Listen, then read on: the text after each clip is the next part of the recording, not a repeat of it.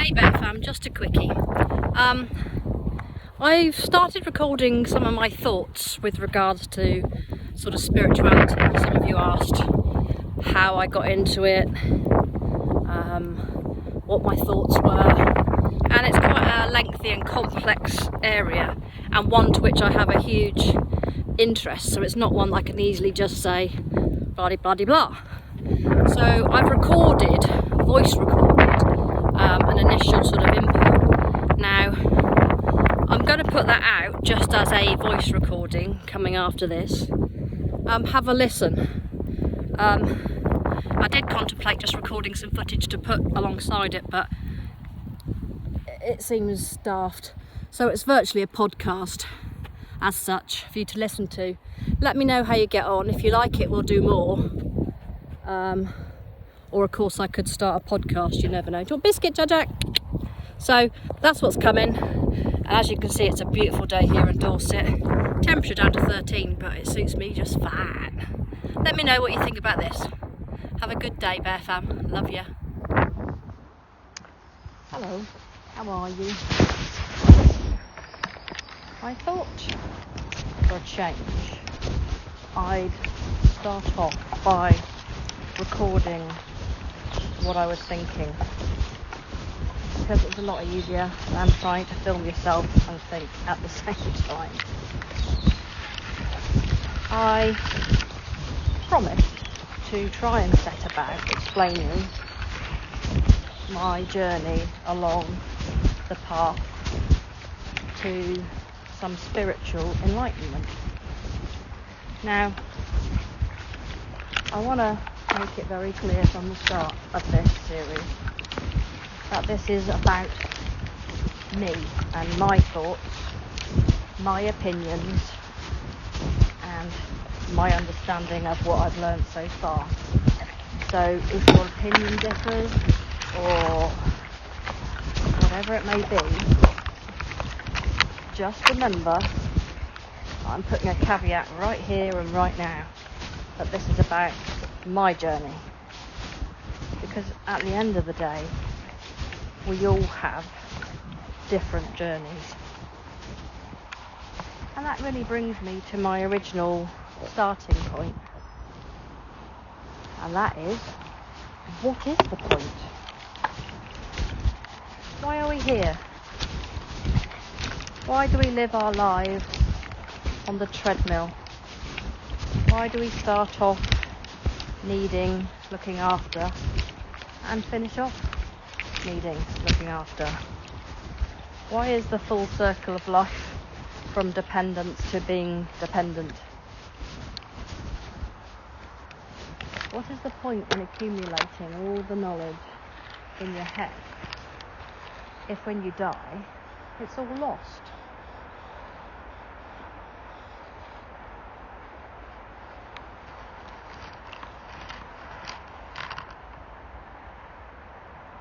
Chapter 1, Near-Death Experiences.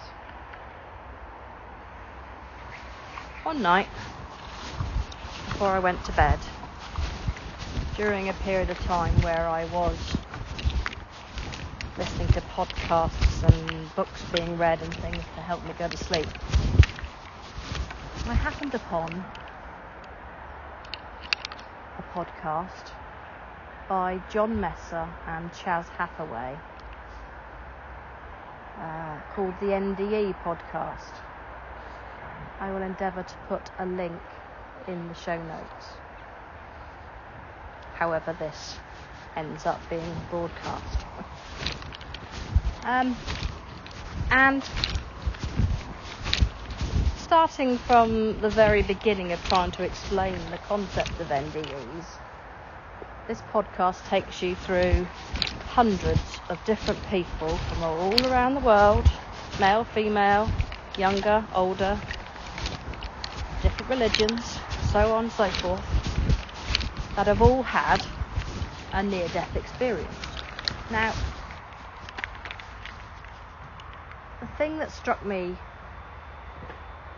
fairly early on was that there was an enormous amount of similarities between all of their accounts. And as someone that has spent their majority of their adult life investigating things and having to come to conclusions, it struck me as unique in as much as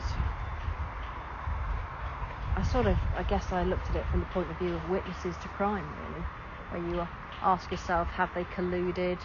Is there anything in it for them? Do they know each other? So on and so forth. So,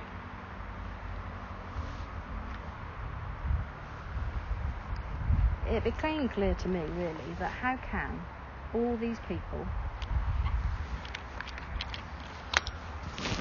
all around the world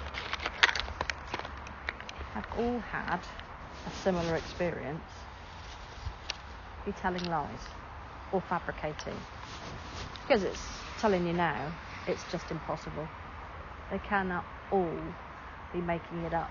Because if they were, there would be not so many striking similarities to each experience. Now, each experience is different and unique, but there are themes throughout. Now, I'm not going to spend hours and hours telling you about the themes, but I am going to try and bullet point what I'm talking about. And of course, if you're really, really interested, you can just go and listen to the masters because they're very good at what they do.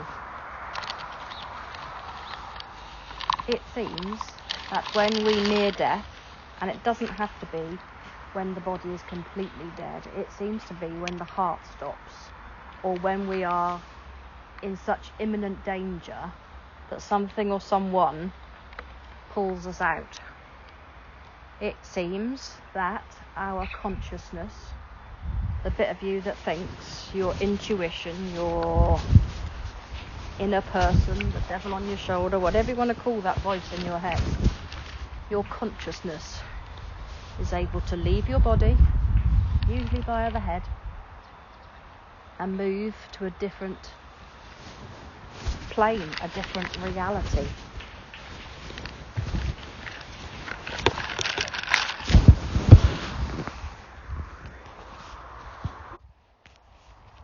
This specific area is also borne out by people that have crossed over to the other side and had an experience. Being able to talk to spirits, consciousness, whatever, that are about to be born, that are in the process of choosing their parents, that are in the process of agreeing almost to a life contract, a reason to come here. It would seem we all have a purpose. We all agreed to come here for a specific purpose. Anyway, I digress. I'm sorry, I do that a lot. So, it would appear, and I just listened back to the first bit I recorded, and I apologise for the sound quality. I'm out with my dogs and trying to do this while I'm walking because that's when I make the most sense. So apologies for the rustling and the bit of banging. I hope you can bear with me.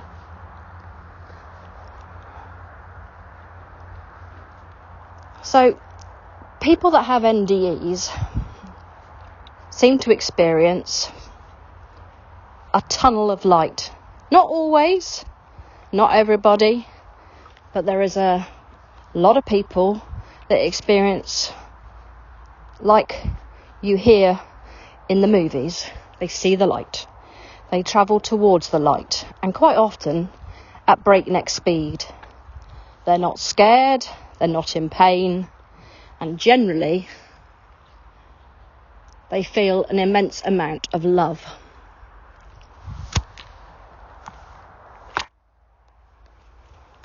These folks are generally then transported to what can look very much like Earth. normally something that looks like their favourite place on earth potentially, or a beautiful garden with a seat, or any number of things that would be comforting to them. It seems the main purpose when you get to the other side is to be comforted, to be made to feel welcome, that you're not in danger, that you're loved primarily, and that there is nothing to be scared of.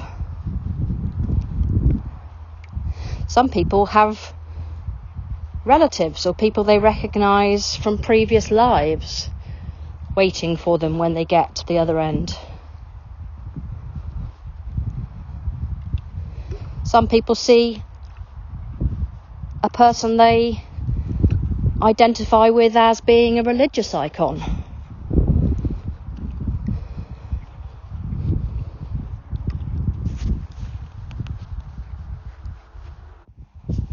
People appear to dress in robes and loose-fitting clothing.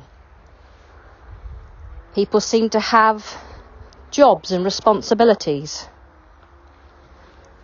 Our consciousness seems to have a soul group, people that we reincarnate with regularly. So in this life, Ellie and I are mum and daughter. In a previous life, we might have been sisters. In a life before that, she might have been my father and I might have been her son. Your best mate might have been your mum or your sister in a previous life. But this soul group seems to be a unit. It would appear you can live in a house or anywhere that you have previously identified with. Some people say they've been back to the other side and have seen, for instance, a grandparent living in what they remember as the house the grandparent had when they were a kid, and that the grandparent cooked them their favourite meal.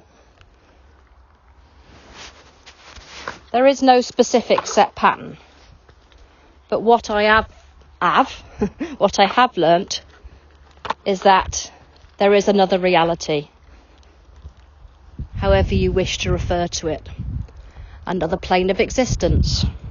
It could be another planet, it could be a giant spaceship, it could be heaven,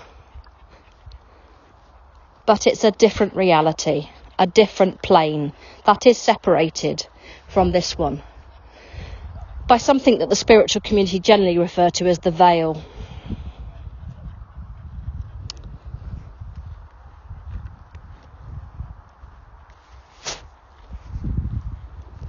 Clearly, the people that have NDEs that we have heard accounts from have not stayed on the other side. They have been told they have to return. And quite often, they're not happy about that. They want to stay in this amazing place with its hugely vibrant colours that they say they have never seen on Earth. With their soul group and the people that they identify with. Quite often they're reminded of their contract and of the agreement they took upon themselves when they came here as a reason for returning. Some are just told that their time is not now and they will return. But they all describe immense feelings of love. They describe a beautiful, vibrant place where sound and what you can see is just on another level. They also say that verbal communication does not exist on the other plane, that we are telepathic, that whatever you think or whatever comes into your mind is instantly common knowledge to those that you are communicating with.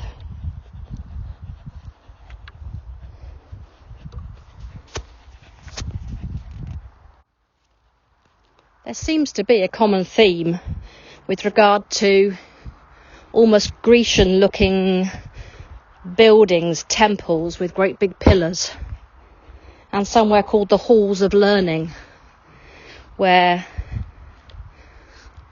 all the records are kept, it would seem. It's difficult to understand, I know, and it's a lot of information to take in.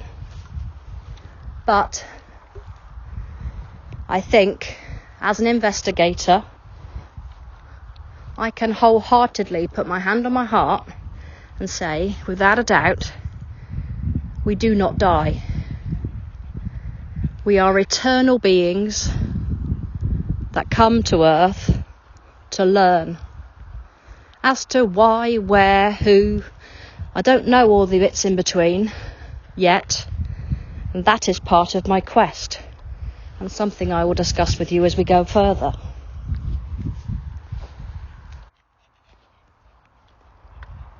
Is it that God sends us here or created us like the Bible would have us understand? Or are we aliens? Are we an advanced alien life form that is using Earth as a playground, as somewhere to learn, like school?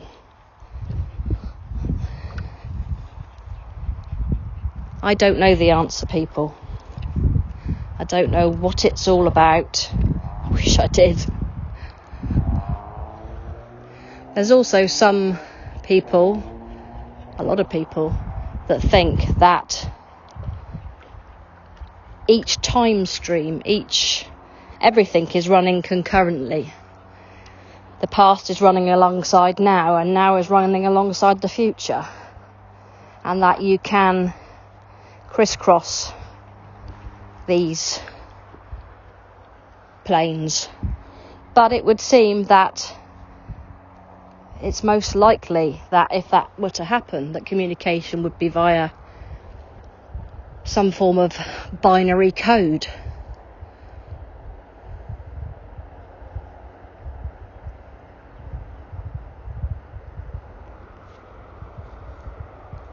So I go back to my original point.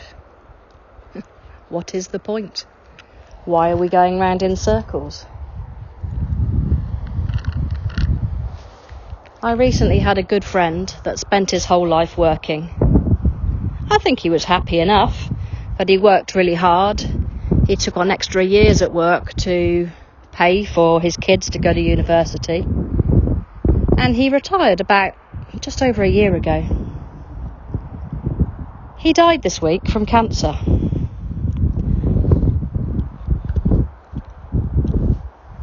It set me thinking quite a bit, actually, as to how short this experience is, and if it is a playground, if it is for learning, we should be happy. It seems the whole point of everything, either on this plane or the other, is love. To love one another, to be happy. I wish I'd had the gumption to walk away from my job when I realised I wasn't happy, to not be worried about the pension. I was so focused that was it, that was the world, that was my reality. People, there's a lot more out there, and I've been seeking it with all my might. My curiosity is piqued, and having listened to this podcast and learnt all the little details about the other side, having bought some books on near-death experiences and people's experiences on the other side, I became fascinated by the whole kit and caboodle around the fact that we are more than the body. I had a very odd yet fleeting experience as a teenager, and I remember it very clearly, and I've always remembered it. Never really understood why I remembered it out of all the other little things that happened in my life. But I was sat on my bed in my bedroom, probably not happy, because I wasn't happy too often, and for what was probably only a split second, I don't know, but I became very aware that me, the body, and what I was experiencing, and the person, the voice in the back of my head, were two separate things. It was quite a bizarre experience for a teenager, and one that I used to tell at dinner parties as just a little sort of ta-da! But as I go further down this journey of mine, I start to realise that there are no such things as coincidence in this world. Everything is plotted and planned. There are such things as synchronicities, which I will come to on another occasion, but that when you see certain numbers regularly, or you have certain experiences that you chalk up to, oh, it's a coincidence, don't. Listen to your intuition. It's there for a very good reason. It seems that only a fraction of the whole consciousness we are incarnates into our bodies. We leave a vast proportion of ourselves at home, so to speak. And our intuition can use that mass of information if we listen hard enough. We all have spirit guides, people who walk alongside us through life to help us when we need help. But you've got to listen, people. You've got to believe and trust what you're being told is something tangible and not just a whim. It comes down to belief.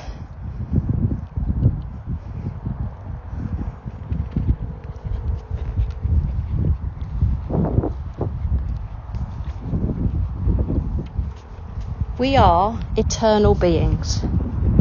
We may have been here multiple times before. We may come back multiple times. But there was a reason we came here. It might have been something very simple, like to smile at a certain person on a certain day to make them happy, which in turn led them to make a good decision that would impact on the rest of their lives. Because what becomes clear is that every step we take, every decision we make, everything we say, everything we do, has a ripple effect into the universe. I'm not a huge believer in a big chap on a throne with a big white beard. I do, however, believe that there is a universal power. I like to refer to it as the universe, or the source, or the white light.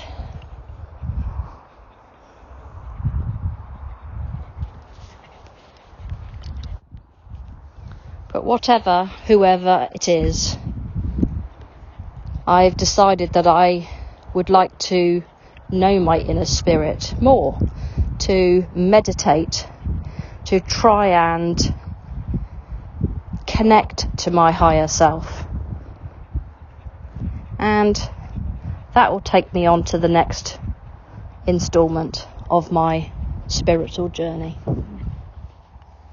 Having listened back to my last segment, just want to add a few bits, because this isn't scripted, folks. This is on the hoof. This is just my brain spitting out bile. I just wanted to touch on a few of the other things that tend to happen in NDEs. One of the most important that I left out was something called a life review. Generally involves you being sat down almost in a cinema type environment and shown clips of your life, both from your perspective and from the perspective of people you spoke to. So let's say, for instance, in my case, the misunderstandings, the fallings out with my parents. I'd maybe be shown my side. I'd maybe be shown what they were feeling and thinking. There's no judgment passed, but there is an expectation to learn, to understand perhaps where things went wrong, to be shown where you've hurt people's feelings. One that I remember from listening to the podcasts was one chap was shown one of the best things he'd done throughout his whole life, and he was surprised that it was something so simple. But it would appear the point was that it entailed love, and love given without anything wanted back.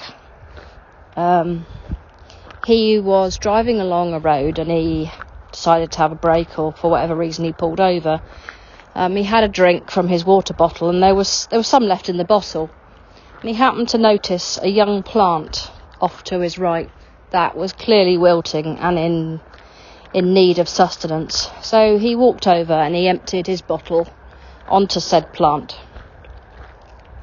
This one small thing was something brought up in his life review as a selfless act of love, and he was hugely congratulated for it and celebrated for it being one of the higher points in his life. And I think the point I'm making, people, is that no matter how small, maybe you smile at somebody on the bus that cheers them up, or you open a door for somebody because they're carrying, I don't know. It seems to me, though, people, that the small acts of love and the selfless compassion towards fellow human beings is one of our primary learning points of why we're here. It seems that when we first incarnate here, so when we're children, that the veil between our side and the other is a lot thinner. Some children remember past lives. Some children communicate with spirits. I think it's quite normal these days for people to see their kids apparently talking to people on the baby cam when there's nobody there. And quite likely a relative that's passed is visiting them and checking in with them.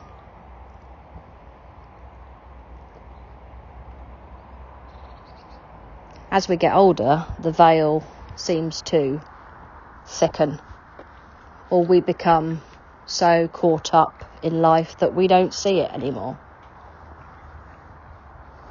People that have had NDEs tend to find that the veil is thinner again for them, and quite often they come back with some form of psychic ability. It just seems once that veil is breached that there is leakage between the two sides.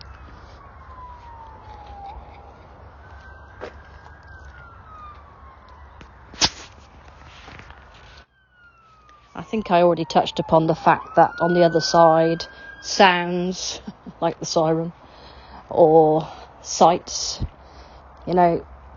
have beautiful sounds and beautiful sights. But not only that, but everything has some form of consciousness. It seems that plants, even solid objects, anything and everything, has to be treated with respect and kindness. People have said that they can hear like plants almost singing to them. There is a vibration to the world, to the universe, and it is that vibration, that electricity, that enables us to communicate with the other side. They have to lower their vibration rate, and we have to increase ours to try and breach the veil to communicate.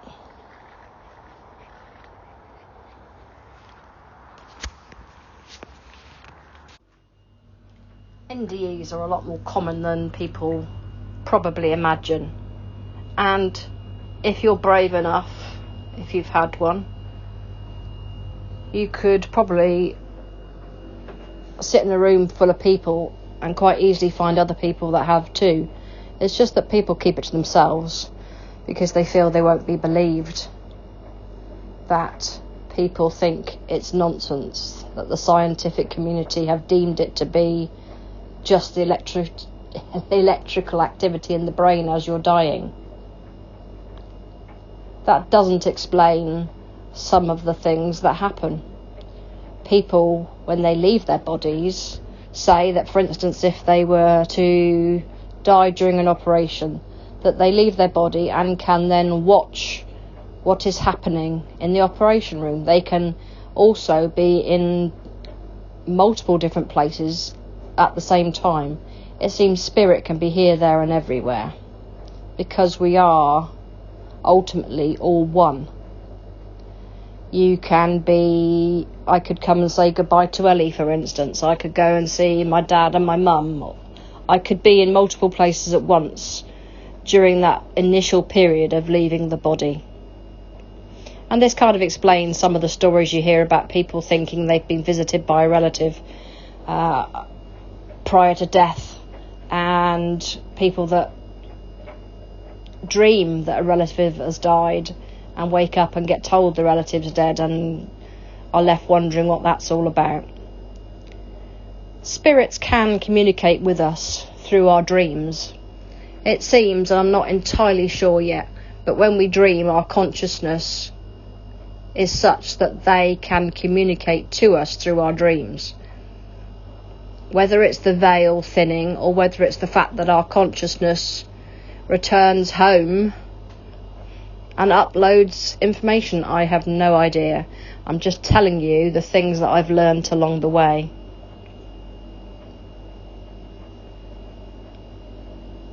People have NDEs. People experience all sorts of weird and wonderful things.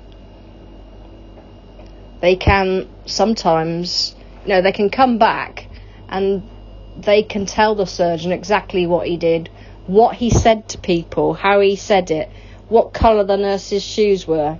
These are all things that they couldn't possibly have known had they not have been watching from outside of their bodies.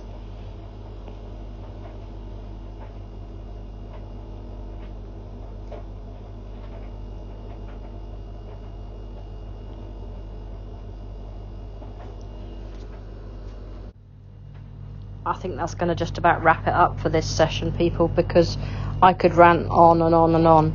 But your best bet, really and truthfully, is to go and check out the Near Death Experience podcast. Remember, people, when nothing is sure, everything is possible.